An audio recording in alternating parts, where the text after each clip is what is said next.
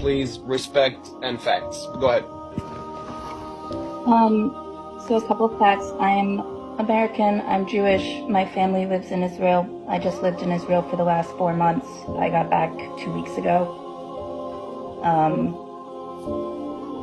You dodged the bullet there. Literally.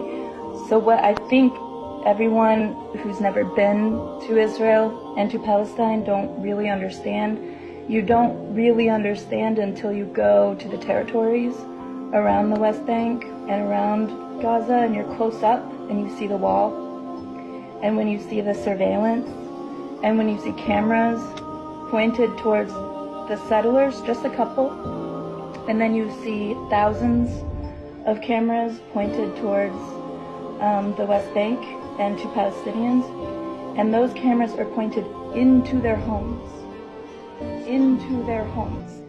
like not just the streets, not the public areas, straight into their homes, into their backyards, on their rooftops.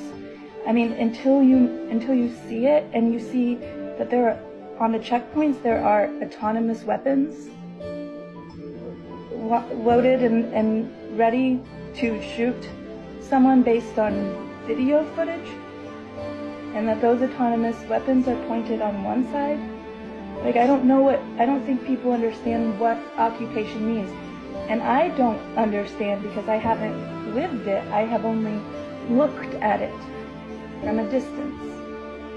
But what I can imagine is if you're a child and you're growing up knowing that the country that you live in hates you and that they are willing to kill you, having never met you in their life based on just a video image, that the facial recognition and the surveillance and the high degree of technology and spyware that they have guarantees that they could pick off Hamas members one by one without ever blanket bombing Palestine. There's no way that this level of intelligence that Israel has doesn't dictate that what they're doing is a massacre and it's genocide, and that the occupation is inhumane, and that it's not based in religion, it's not based in who was there first, and it's not based in a tit for tat. It's white supremacy, and it's dictatorship, and it's power and control and humiliation of a people who have nothing to do with the hostages taken and the people who were brutally murdered. Because yes, that is horrible. Those are my friends. Like, those are people I know. Like, I still have a family member who's missing, and we're giving DNA, trying to figure out where they are. We don't know if they're dead or alive.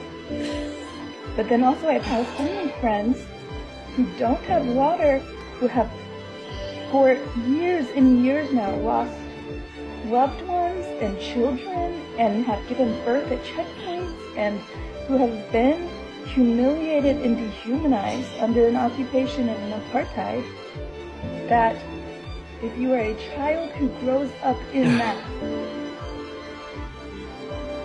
why would you not